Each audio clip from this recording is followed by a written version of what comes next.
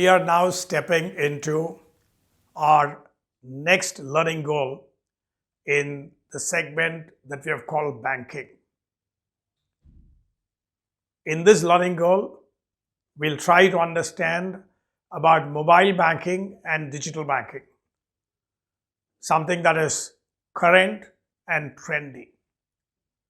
The world has come a long distance from the time when people walked into a bank. From the days of physical banking, from the days of bricks and mortars banking, we have moved to an era of mouse and click banking.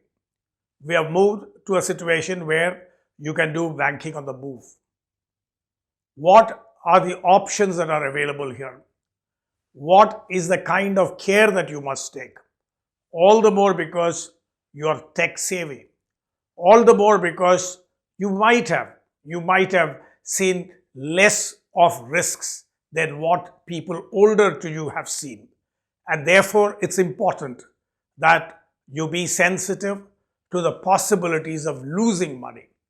I'm not saying that you're going to lose money. All that I'm saying is that you should be careful about money. You should be careful and take the necessary safeguards when it comes to digital banking, when it comes to mobile banking. A mobile banking facility is, like I used the phrase before, banking on the move. It means that you can transfer money from your bank account to another person's bank account even when you're traveling on a bus. You can also give standing instructions for transfers, which means you can schedule your transfers, which means that you can now tell the mobile, if I could use that phrase, that amount X has to be transferred to Mr. Y 7 days from today. It also means that you can transfer money from your account to a vegetable vendor's account when you go to the market to buy grocery or buy vegetable. Anything and everything that your dad could do by physically visiting a bank can be done on mobile, except perhaps depositing money and withdrawing cash. Of course, you can always deposit money and withdraw cash by walking into an ATM booth. In short, you don't have to step into the inside of a bank to do a transaction. I'm now going to talk to you about cards. Let's begin with the ATM cards. In India, it was the HSBC Bank that introduced ATMs far back in 1987. With the government recommending online banking, the importance of ATMs have significantly come down. There is a widespread belief that in the matter of a few years, the ATMs will actually disappear. I don't have to tell you a lot about ATMs because you have grown up in the midst of ATMs. The ATM cards are used by you in order to draw money from the ATM booth. Moving on, banks issue 3 types of cards: prepaid cards, debit cards, credit cards. Let me explain each in turn. Prepaid cards. In a prepaid card, money is loaded into this card from your bank account. It is like carrying a part of your bank balance. As soon as the card's balance is exhausted, it must be either disposed of or recharged, just like you would recharge a mobile. A second type of card is a debit card. This is a little more serious than a prepaid card. In a debit card, your card is linked to your bank account. It means that when you carry the card, you're actually carrying the entire bank balance in your pocket. So long as money is there in your account, you can spend the money. The fundamental difference between a prepaid card and a debit card is that the money is explicitly loaded in the case of a prepaid card. You can take a prepaid card and gift it to a friend of yours. For sure, you can't gift your debit card because the entire cash in your bank account is deemed to be loaded in your debit card.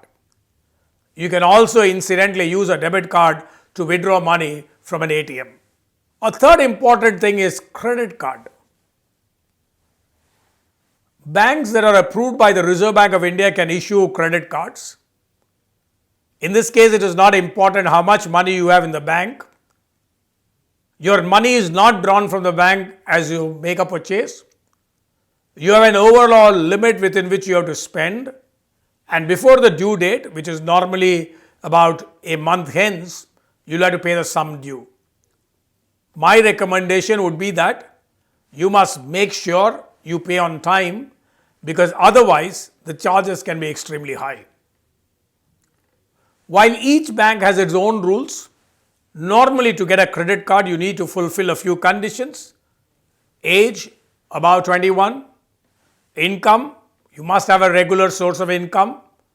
You must have a savings bank account in your name, and most importantly, you must have a good credit history. Another card that is popular today in our country is the RuPay card. RuPay card is an international card payment service which was conceived, executed and launched in India. It facilitates electronic payment at all Indian banks.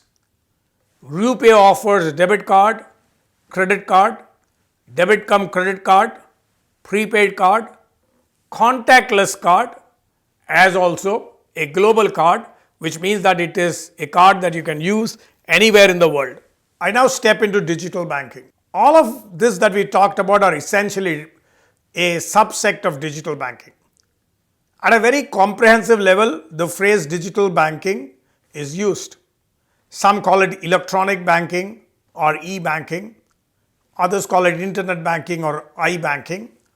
Over the years, the words have undergone changes depending on the flavor of the season. In my view, both internet banking and mobile banking are the same things.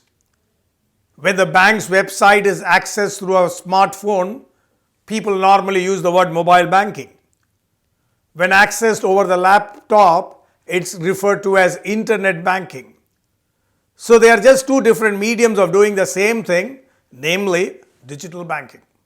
And digital banking is where both the payer and the payee use electronic modes to send and receive money. It normally means that the transaction is carried out on the bank's website. Very quickly take a look at the advantages and disadvantages of digital payments that is appearing there out on your screen. Fast, easy and convenient to access. Economical. Provides a digital record of transactions that you can track. Gives a single one-stop solution for any form of payment. These are four principal advantages of digital payment. And if you ask me, there is a fifth. Every transaction gets recorded, which means that the country can, if everybody uses the digital payment mode, do away with black money. What are the disadvantages? Well, payment gateways, the ones that facilitate digital banking, charge a service fee. Second and significant disadvantage is that electronic banking is vulnerable to cyber criminals. And the most interesting part of the whole thing, or the most damaging part of the whole thing, is that your account can get hacked, your money can be taken away, and you might just not know until several weeks have passed by. Lost trouble can be associated with internet and service problems, which can disable online payment methods. But if you ask me, I would think on balance, it's a good medium of banking.